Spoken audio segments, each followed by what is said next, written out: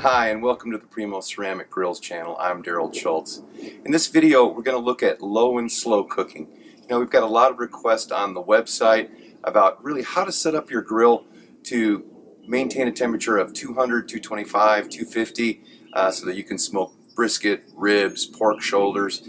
And it's very simple to set up, but there's just a few tips that I want to give you. So we're going to go through each step, all the way through charcoal, all the way to maintaining that temperature.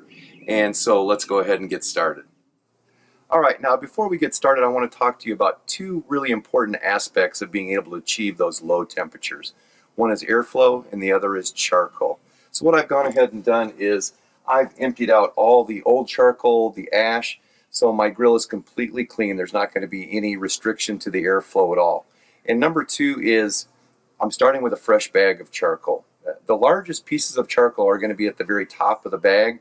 What you don't want to do is use a bag that's half full because you're going to end up with smaller pieces and you don't want to dump it right into there. So what we're going to do first is we're going to build a mound of charcoal. So I'm going to take the cooking grates out, and it's a little bit of a dirty process.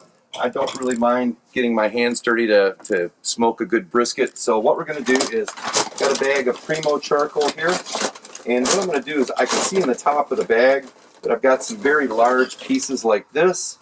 And so what I'm going to do is I'm just going to reach in and grab some of those large pieces and start building a mound until I'm about 2/3 of the way full.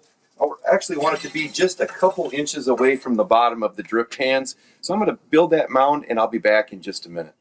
Now that I've got the mound of charcoal built, before we light that charcoal, I just want to show you two tips that I use that help not only for cleanup, but it's just makes less smoke as well. For both of my heat deflector plates, instead of just putting them in, they are porous material, so any drippings, anything that falls on them, is going to create a lot of extra smoke, and that's going to be extra smoke from old food. So what I do is I just wrap them in aluminum foil, and then every few cooks I just replace that.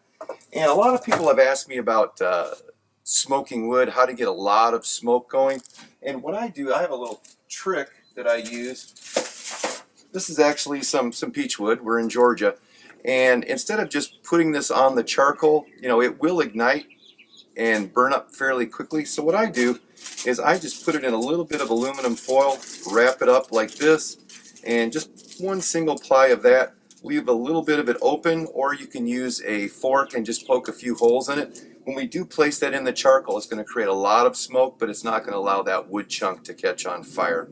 So let's go ahead and light the grill. All right, so we're going to go ahead and light the charcoal. I'm going to use one Primo quick lights.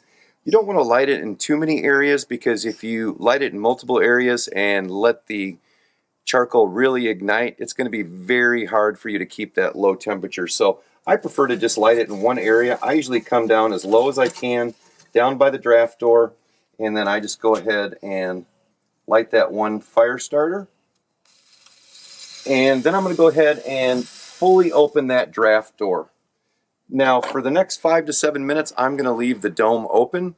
That's going to allow about a golf ball size of embers to catch, and that's going to ensure that the fire is not going to be snuffed out, that it's going to continue to just eat away at that charcoal and just kind of feed itself as it goes across that mound of charcoal.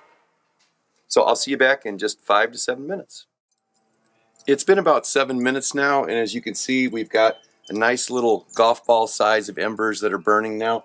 So what I'm going to do now is I'm going to go ahead and strategically place these wood chunks around the lit charcoal, and this will make them go off at different times.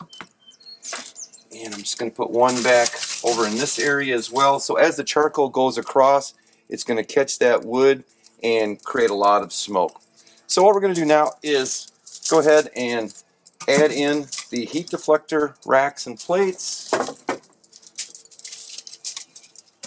and get those in. And if you're going to use a drip pan, you can use one that's about 2.5 to 2 3/4 inch high, and that will work just right with the cooking grates, as you can see.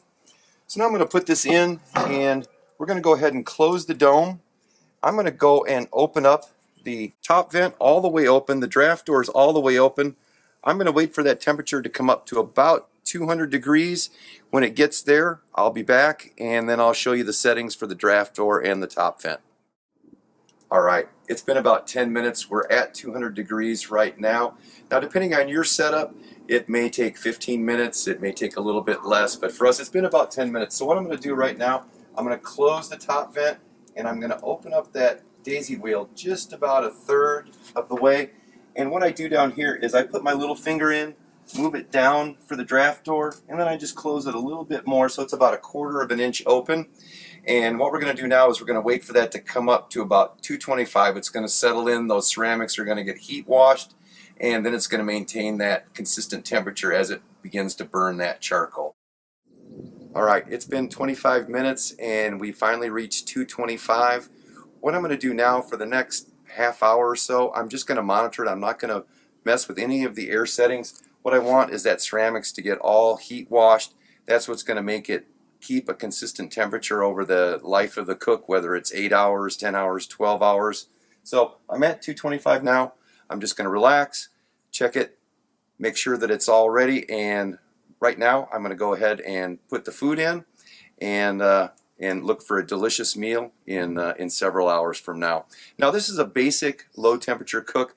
There are a lot of variations to it. What we would love for you to do is, if you've got comments, questions, ways that you do things differently than this cook, we'd love for you to comment below right there. And if you do have any questions about this, feel free to comment as well. But go to primogrill.com too if you have questions outside this video. And thanks for watching.